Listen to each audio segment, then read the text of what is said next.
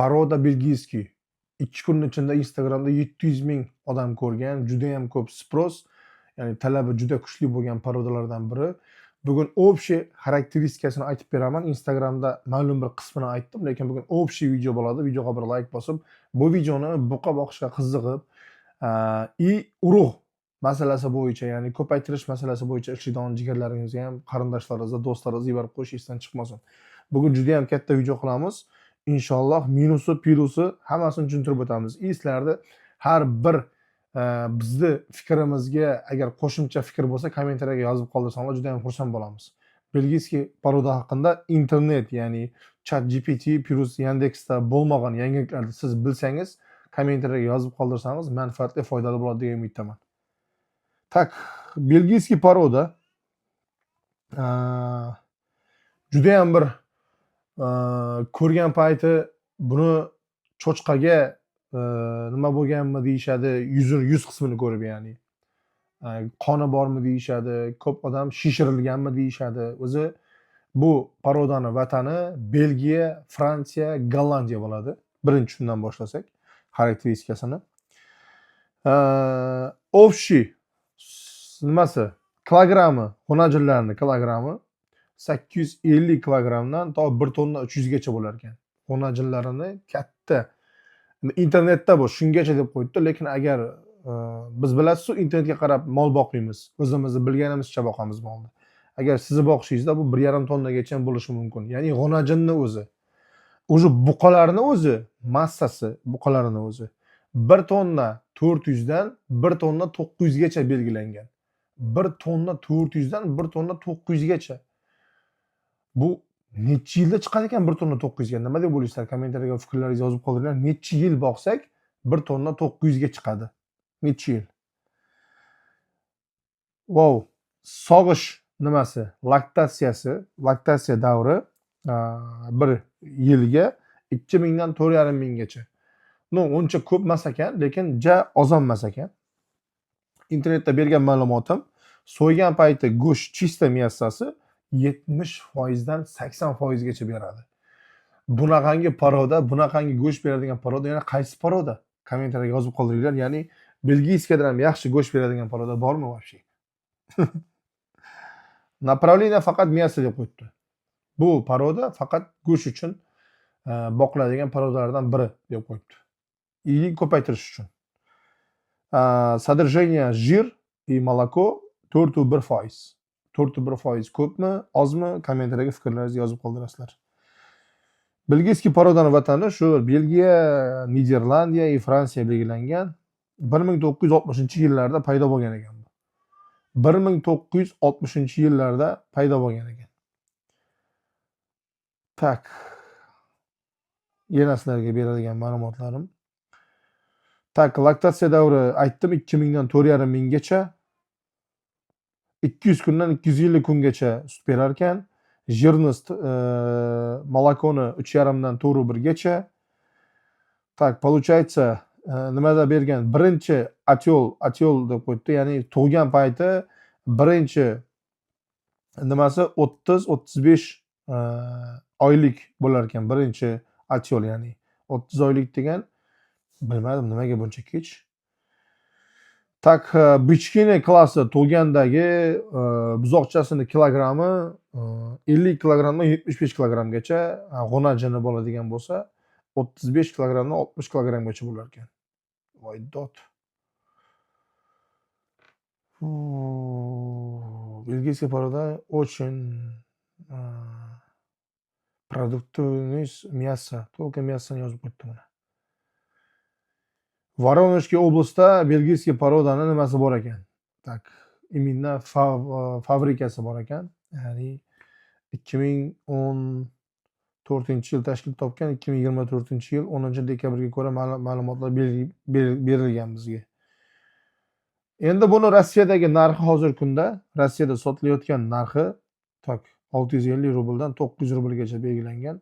Lekin biz Rossiyada umuman topolmadik bunaqangi parodani. Men bugun internetda ko'rib qoldim, Instagramda, yo'q, YouTube'da Kalingradmi? Qanaqa aytiladi? Kechirasizlar, to'g'risi ayta olmadim ham.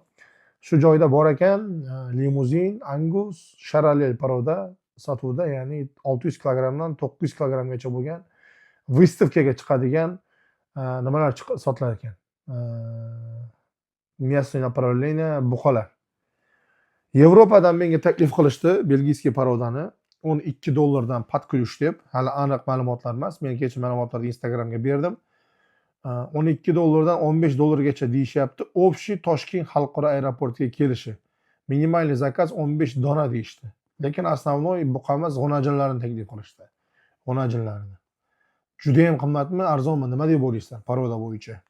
Internetdan olingan videolarni men ekranga qo'yib o'tdim boshida.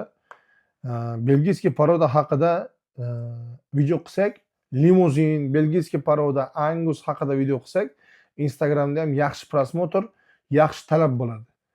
Bu go'sht направление bo'yicha eng yaxshi parodalardan biri bo'ladi.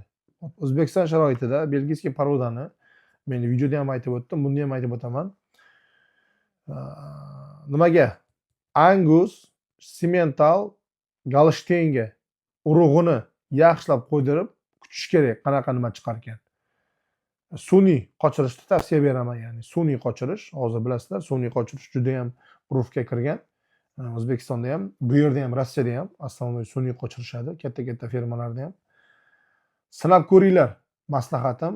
Golshten, Simmental, avstriyskiy и чисто nima bo'lsa, Angus bo'lsa, belgiyskiy parodani. Yaxshi urug'ini, qimmatroq bo'lsa ham yaxshi urug'ini qo'yib ko'ringlar. Qanaqa bo'lar ekan? Xudo xolasa inshaalloh yaxshi paroda chiqsa juda ham qimmat.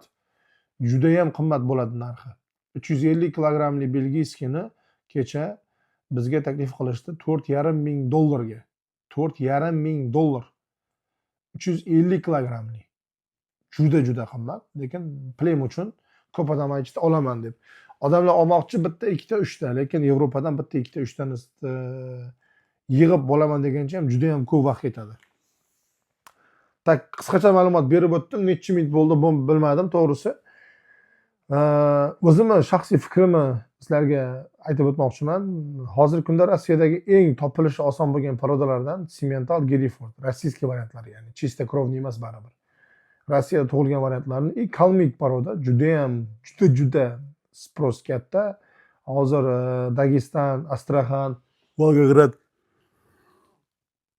tomonlar kalmikskiy parodani juda ko'p olib ketishyapti. O'zbekistonda kalmikka talab bormi yo'q? Belgiyskiy parodani bir donasi O'zbekistonga qanchaga kelib tushadi? Polniy paket dokumentlari bilan birga. Buni bilishni xohlaysizlarmi? Videoga bir like bosib qo'ying. Belgiyskiy parodani 350 kilogrammisi O'zbekistonga qanchaga keladi? O'zi juda ham ko'p spros. 1,5 oydan beri 4 ta belgiyskiy parodani videosini chiqardik. Hammasi 500 ming prosmotrdan ko'p prosmotr bo'ldi. Shunun ichida kamida 5 ming, 6 ming чисто надежный olaman degan odamlar bor. O'zbekistonga qanchaga keladi bilib olам. Videoga bir like bosib, kanalimizga obuna bo'lib qo'yinglar. Belgiya, Fransiya, Gollandiya belgiyskiy parodani vatanlari shu yer. Bularni Yevropadan olib kelish bizga qanchaga tushadi? Bu videoda bilib olishlaringiz mumkin. Kechagi videoda ko'rdinglar. Men sizlarga buni xarakteristikasini tushuntirib berdim. Ya'ni kichkinasini, buzoqchasi tug'ilgan payti qancha bo'ladi, g'unajinlari maksimal kilogrammi qancha bo'ladi, buqalarning maksimal kilogrammi qancha bo'ladi. Juda ham ko'p taxminlar bo'ldi.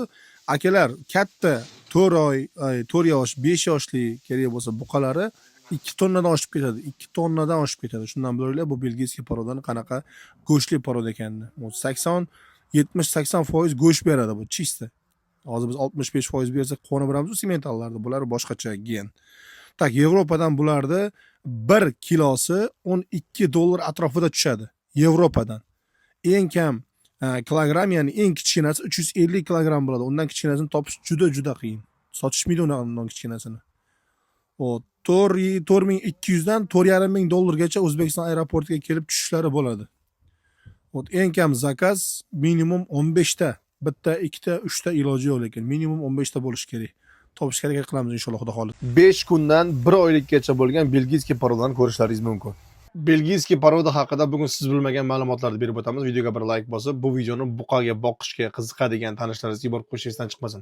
Kanalimizga obuna bo'ling. Bundan ham yaxshi videolarni, bundan ham yaxshi buqalarni, otlarni, qo'ylarni, buzoqchalarni, tyolka, korova hammasini ko'rib borishingiz uchun obuna bo'lib qo'yishingiz shart. Davay, ketdik videoni ko'ramiz.